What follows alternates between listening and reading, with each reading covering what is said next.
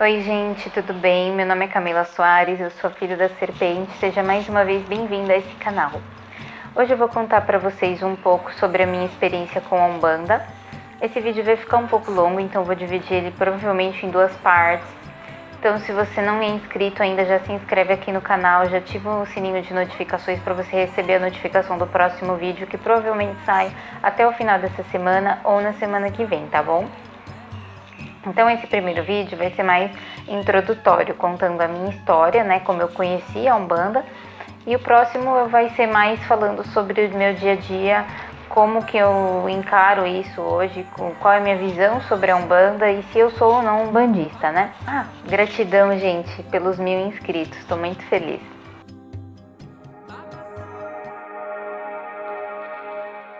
Bom, então eu fui conhecer a Umbanda mesmo, efetivamente, entre 2013 e 2015, né? Em 2013, no primeiro lugar que eu comecei a comungar com a ayahuasca, que eu não cito aqui, porque eu não gosto de citar, porque eu não indico lugar nenhum, como eu já falei aqui, então não vou citar, tá bom, gente? Lá acontecia a incorporação de entidades e tinha atendimento dentro de um trabalho de roda xamânica, onde se chamava essas entidades de guardiões e anciões, que eram, na verdade, caboclos e pretos velhos, né? Então foi meu primeiro contato com esse tipo de entidade. Mas com entidades declaradamente de Umbanda mesmo, com essa egrégora mesmo, o meu primeiro contato acho que foi no segundo lugar que eu comecei a comungar ayahuasca, que era um centro xamânico universalista, que eu também não quero citar o nome. E lá eu acho que talvez nesse vídeo aqui eu tenha contado um pouco sobre a minha experiência lá, que foi quando eu descobri que eu era médium de incorporação. Se você quiser que eu faça um vídeo contando como foi minha primeira incorporação, comenta aqui que eu faço, tá? Em um determinado momento do ritual começava a tocar músicas de Umbanda, pontos, né? Tinha até uma música de abertura de gira, e aí as pessoas às vezes incorporavam, né? Não era permitido dar passe, dar atendimento, então assim, as entidades elas vinham, faziam um trabalho no ambiente, em você mesmo, davam passe e ia embora. Comecei a incorporar, de repente, e eu comecei a incorporar em quase todos os trabalhos que eu ia. Minhas entidades começaram a ficar muito tempo incorporadas, às vezes 1 hora, 2 horas durante o trabalho, começou a se tornar cansativo. De repente eu estava incorporando quase todas as linhas, até mesmo alguns falangeiros de orixás, né, caboclos de orixás. E aí um dia, né, eu na minha inocência, nunca tinha feito parte efetivamente de uma religião, né, então assim, era muito novo isso pra mim, de ter um dirigente, de ter um sacerdote, uma figura ali de autoridade. Então eu nessa inocência eu fui perguntar, pedi uma orientação, né, para essa pessoa, sobre se eu deveria procurar um terreiro de Umbanda, e ele disse que não achava necessário. Mas eu estava sentindo a necessidade de um desenvolvimento mediúnico. Por mais que a experiência da incorporação na força da ayahuasca é uma experiência bem intensa, você tem certeza que você está incorporado, você tem um processo de visão muito mais intenso da dimensão, da energia, até mesmo da aparência da entidade. Eu sempre ficava com aquela dúvida, será que eu sou médium de incorporação mesmo? Será que eu sou mesmo médium ou eu só estou incorporando porque eu estou tomando ayahuasca? Porque eu tive contato com o centro kardecista a minha vida inteira. Minha mãe ela passa em centro kardecista há tipo uns 20 anos, eu acho. Então desde criancinha eu vou e eu nunca tive nenhuma manifestação. Então isso me gerava essa dúvida. Então eu sempre quis ter a experiência da incorporação sem ayahuasca para saber o que aconteceria, se eu realmente era médium ou não. Dentro de um ritual a gente via ali 40, 50 pessoas, tinha 3 a 5 pessoas que incorporavam. Isso prova que nem todo mundo vai incorporar só porque tá tocando música de Umbanda e tomou ayahuasca, né? Porque nem todo mundo é médium de incorporação. Mas eu tinha essa dúvida. E, bom, a minha cabocla, que começou a se tornar muito presente na minha vida, não só nos rituais, mas no meu dia a dia, ela começou a estar muito próxima, eu comecei a ter muito contato, assim, mental com ela. Em um determinado ritual, ela disse pra mim que sim, que eu deveria buscar um terreiro de Umbanda e eu deveria fazer desenvolvimento espiritual, que era importante. Então, fui eu em busca de um terreiro.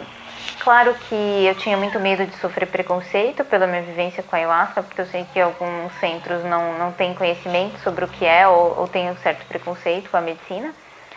Então eu busquei um terreiro que tivesse, que o dirigente tivesse contato com a ayahuasca. Eu procurei na internet uma indicação de um outro dirigente e aí acabei conseguindo achar um terreiro onde esse pessoal já conhecia a ayahuasca e eventualmente eles tinham um ritual xamânico universalista lá também. Bem eventualmente, só ressaltando isso, não era um centro ayahuasqueiro. Um fato assim, aleatório, que desde criança eu vou na festa de Iemanjá da Praia Grande. Meus pais não são umbandistas, mas eles gostam de ir, não sei porquê. Eu já tinha tido um pouquinho de contato ali, né, mas muito pouco assim com a Umbanda.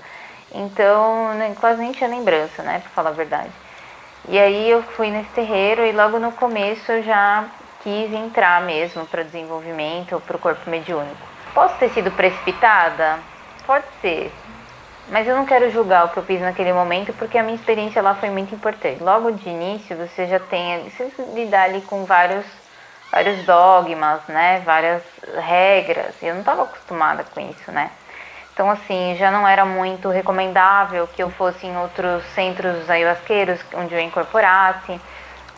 Na época eu não entendia muito isso, mas hoje eu entendo que, assim, isso é um fato, né? Os dirigentes costumam pedir para os seus médiuns não incorporarem em outros terreiros, porque quando você está sob a egrégora de uma casa, qualquer demanda que você traga de um outro lugar que você for, é a sua casa que vai ter que dar conta daquilo ali. Então, assim, isso tem um sentido, sabe? Não é um dogma. É uma regra, assim, por precaução mesmo, sabe? Então, entrei e fiquei 1 ano desenvolvendo, né? Muitos terreiros têm certas regras, né? De quando que vai ter os batismos e as coroações e essas coisas. Então, eu tinha entrado depois da época que tinha o batismo. Então, eu tinha que esperar 1 ano para ser batizada. Então, eu passei por poucos preceitos ali, na verdade, e fiquei mais desenvolvendo. Eu cheguei a dar consulta, né? Meu desenvolvimento foi muito rápido. Eu gostaria de lembrar que quando eu entrei para esse terreiro, eu já estava aproximadamente 1 ano incorporando. Pois é. Eu tinha que esperar 1 ano para o meu batismo, né? E ao longo desse tempo, assim, eu dei algumas consultas. Eu dei passe, assim, consulta foi muito raro mesmo. Só sob orientação de outras entidades, ou no desenvolvimento, ou dentro da gira, né, auxiliando outras entidades, ou em festa, mas sempre com supervisão de outras entidades. Eu nunca dei atendimento sozinha, né, nem passe. Então, assim, meu desenvolvimento foi super rápido, né, porque eu já estava incorporando bastante tempo, mas aí, assim, tinha que lidar com aquelas regrinhas, tipo...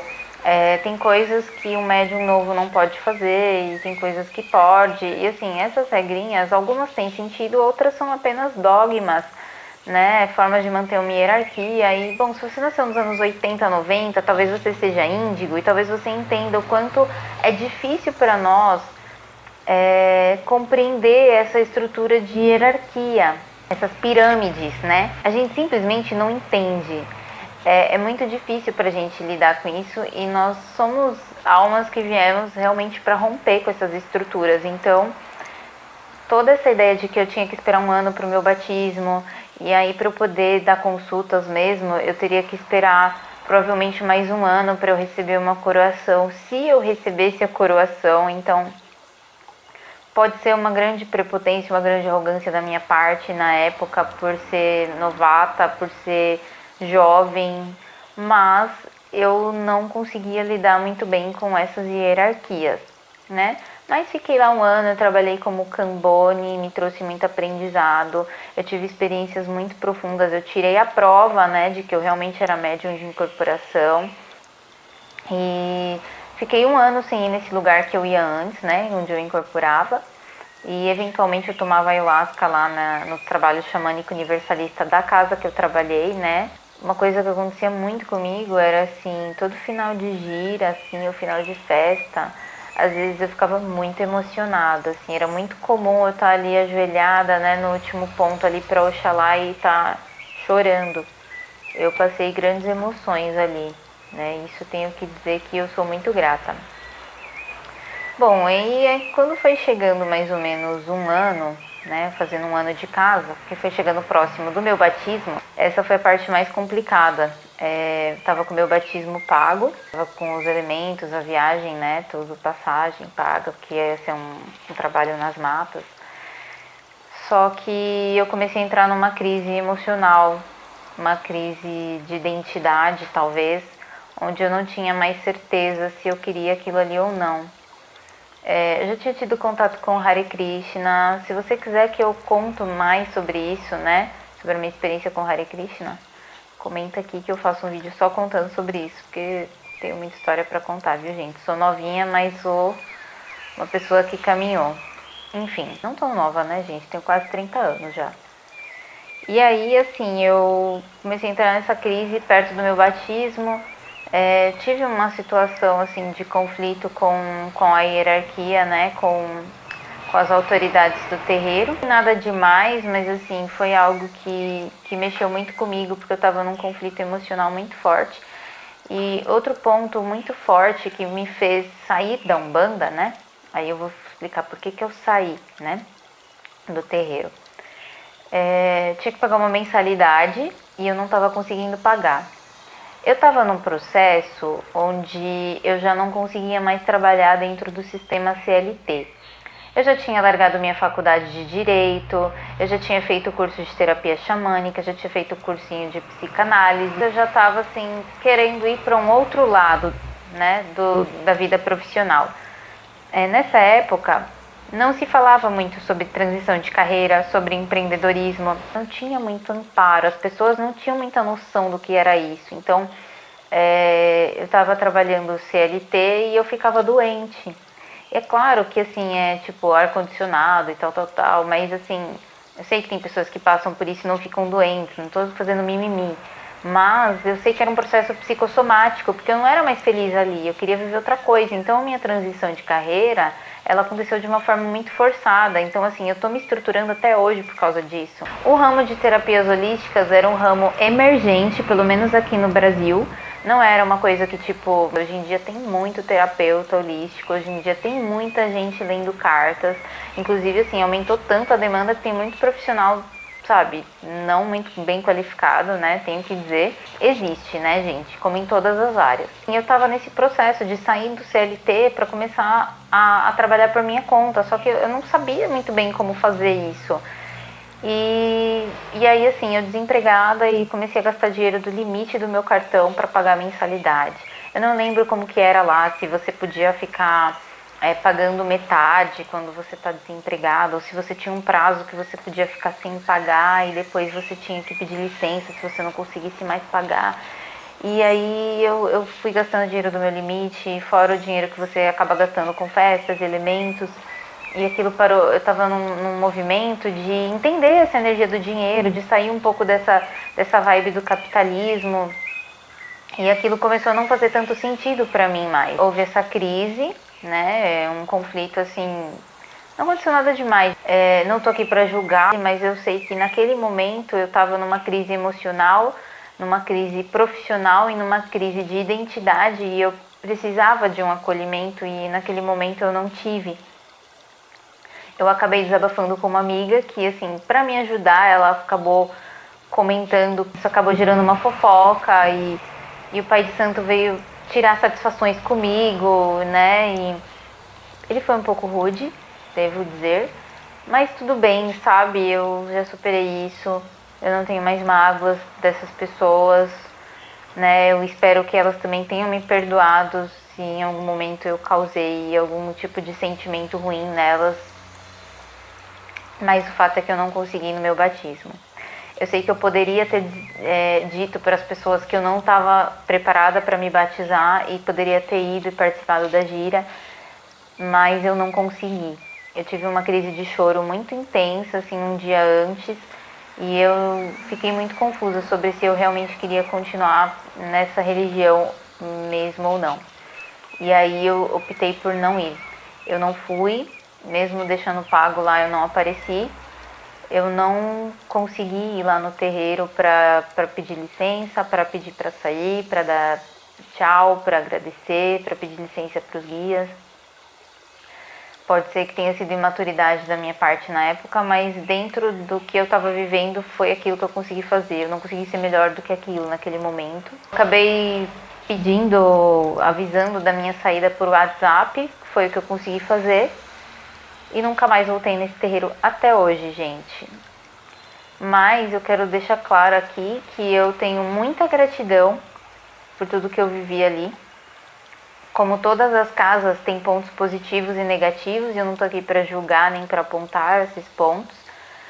Eu que não me adequei a essa casa, né? A gente entende que religião é uma caixa e nem todo mundo vai conseguir se adequar a essa caixa. Eu não me adequei, eu não me adequo a religiões, né? Eu já entendi isso na minha vida. E eu sou muito grata, especialmente aos orixás e às entidades que trabalham naquela casa. Então, eu quero deixar minha gratidão. Os próximos acontecimentos daí em diante, depois da minha saída no terreiro, eu vou contar no próximo vídeo. Então, ativa aí o sininho de notificações. Se você gostou, curte. Se você tiver alguma dúvida, comenta aqui. Se quiser mais vídeos de Umbanda, comenta aqui também. Gratidão, até a próxima.